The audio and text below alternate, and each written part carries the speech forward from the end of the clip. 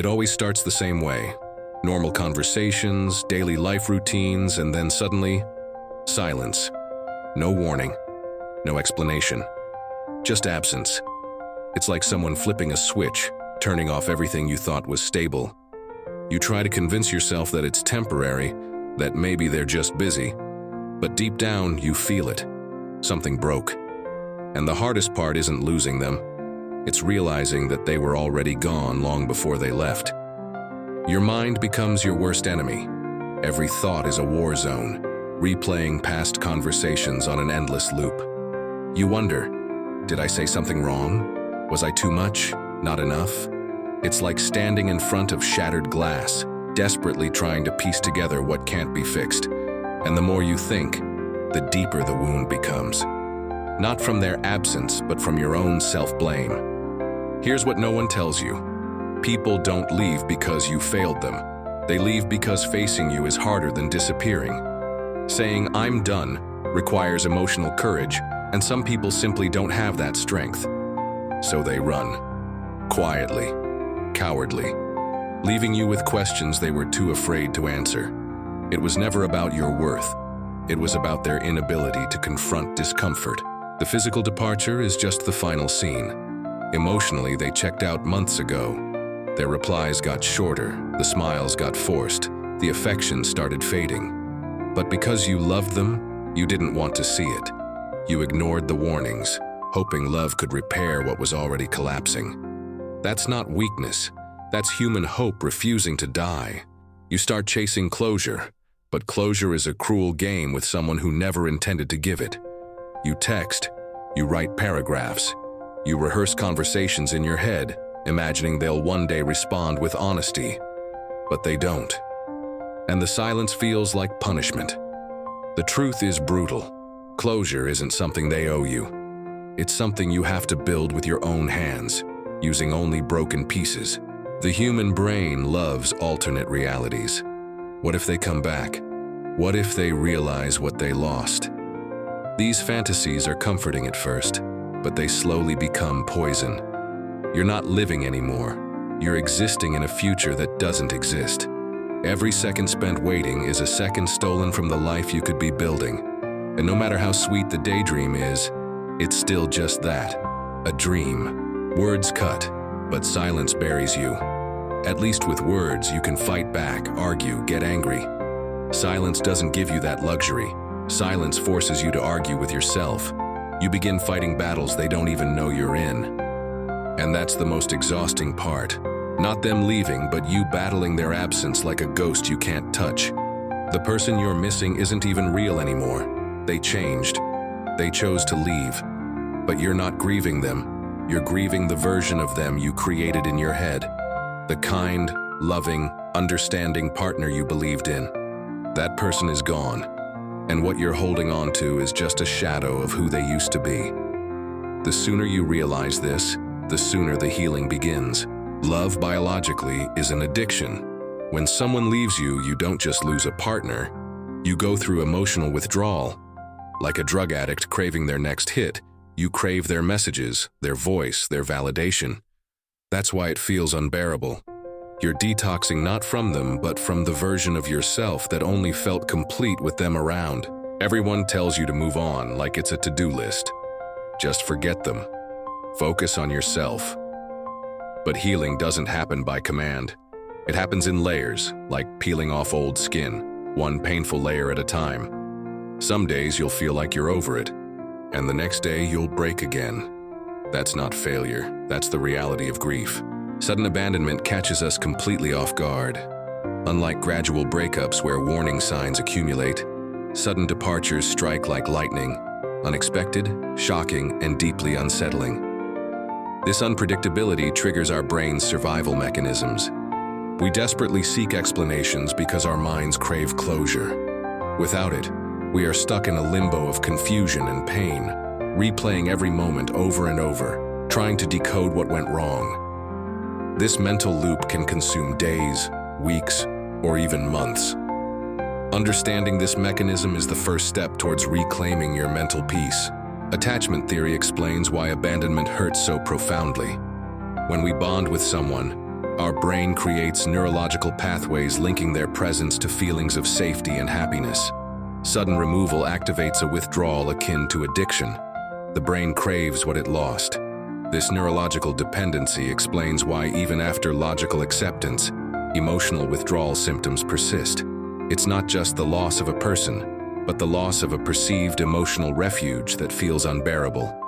One of the hardest struggles after abandonment is managing cognitive dissonance, the mental discomfort caused by holding two conflicting beliefs. Your heart may want to hold on to hope, while your mind insists the relationship is over.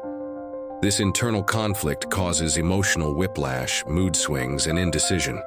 Recognizing this dissonance helps you see that these contradictory feelings are natural and temporary, allowing you to respond with more patience towards yourself. Many believe closure comes from an explanation or confrontation, but often closure is an internal process, not external. Waiting for an apology or a reason can prolong suffering. Real closure happens when you accept uncertainty and decide to move forward despite unanswered questions. This mindset shift, from needing to know why to embracing what is, liberates you from mental traps. Humans are meaning-seeking creatures. Sudden abandonment threatens this fundamental need by leaving gaps in our personal narratives. We instinctively try to fill these gaps with stories, sometimes blaming ourselves or the other person unfairly. Understanding this urge helps you recognize that your mind is simply trying to make sense of chaos, a necessary step, but one that requires compassion and self-awareness to avoid spiraling into negative self-judgment. While abandonment is painful, it is also an opportunity for emotional growth. Developing resilience means learning to sit with discomfort without letting it define you. Techniques such as mindfulness, journaling, and therapy can support this process. Emotional resilience doesn't erase pain, but changes your relationship with it, from an unbearable burden to a transformative experience. One of the biggest obstacles to healing is rumination, obsessively thinking about what happened, replaying scenarios and imagining what-ifs. This mental habit traps you in the past and intensifies feelings of sadness and anxiety. Learning to interrupt rumination with grounding techniques or shifting focus to present activities is critical to reclaim your mental space and emotional balance. Sometimes abandonment is not just sudden but part of a toxic relationship pattern. Understanding red flags like emotional unavailability, manipulation, or avoidance can help you make sense of the abandonment. Awareness empowers you to break cycles and set healthier boundaries in future relationships, preventing repetition of the same pain. After abandonment, self-criticism often spikes. What did I do wrong? Why wasn't I enough? These thoughts deepen suffering and delay healing. Practicing self-compassion means treating yourself with the same kindness and understanding you'd offer a friend. This gentle approach nurtures self-worth and accelerates emotional recovery. Losing someone suddenly can shake your sense of self. You might feel lost or question your value. This chapter explores ways to rebuild your identity independent of others, reconnecting with your passions, setting new goals, and rediscovering your strengths. This process is key to moving beyond abandonment and embracing a fuller, more authentic life. Vulnerability is often misunderstood as weakness, but in reality, it is a profound strength. After abandonment, allowing yourself to feel pain, sadness, and fear without judgment opens the door to genuine healing. Embracing vulnerability means you accept your emotions fully, which fosters deeper self-awareness and authentic connections in the future. This chapter explores how leaning into vulnerability transforms your pain into a source of empowerment. Forgiveness is a complex, often misunderstood step in overcoming sudden abandonment. It does not mean excusing hurtful behavior or forgetting the pain. Instead, forgiveness is about releasing the emotional hold that the abandonment has over you. By forgiving, you free yourself from bitterness and resentment, which are heavy burdens that block your path forward. This chapter guides you through the process of forgiveness, both toward others and yourself. How you tell your own story shapes your reality. After abandonment, it's common to view yourself as a victim. However, reframing your narrative to one of survivor and thriver can drastically shift your healing trajectory. This involves consciously choosing empowering interpretations of your experience, focusing on growth and lessons rather than loss. This chapter offers practical exercises to help rewrite your internal story.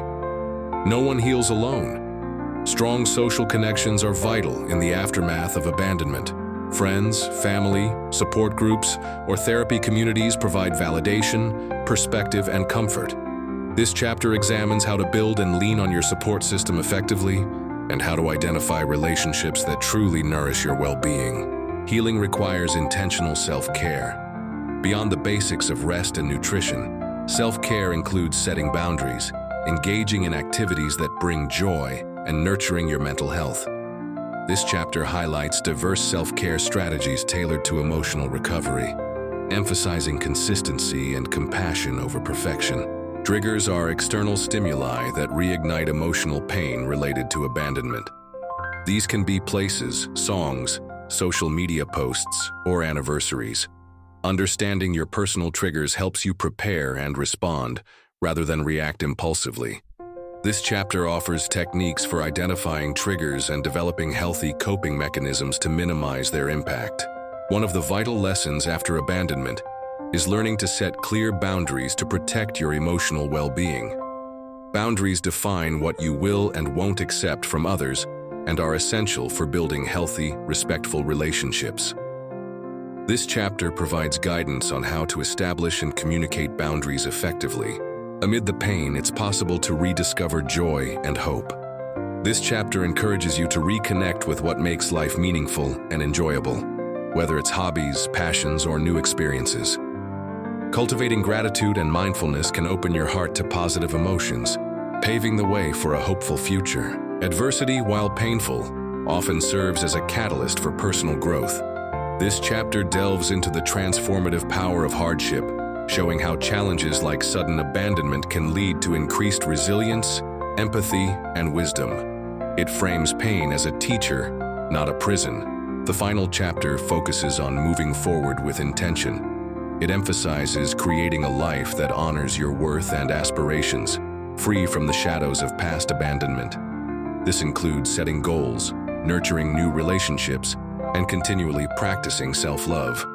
This chapter leaves you with actionable steps to embrace your new beginning confidently.